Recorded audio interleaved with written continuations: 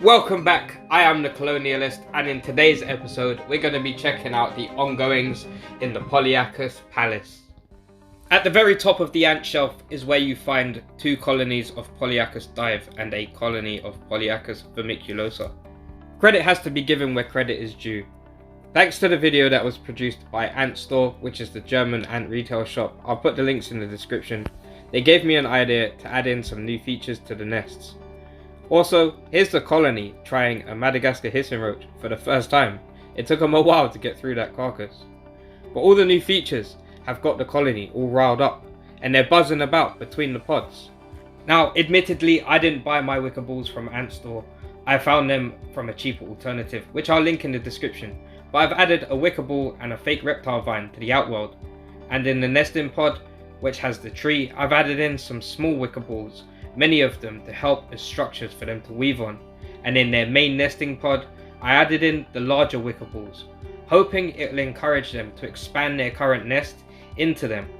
And it'll be very interesting to see when it happens, and I really hope to get that on film. It seems when I added in all the new decor that it actually left the ants in a little bit of a dilemma.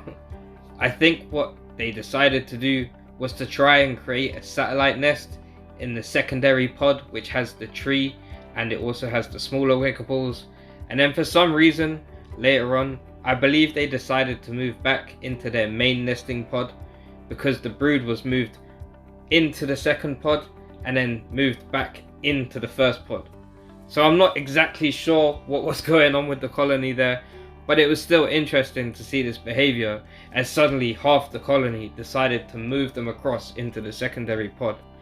I really do hope that they establish a satellite nest in that pod in the future, so I'm still going to be keeping an eye out for that. But it was still nice to see, and I'm still waiting for them to weave into the new structures that they've got.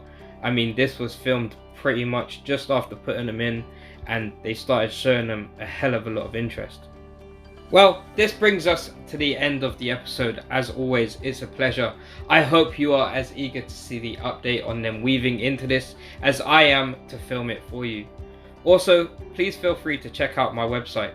Until next time, this is the Colonialist, signing out.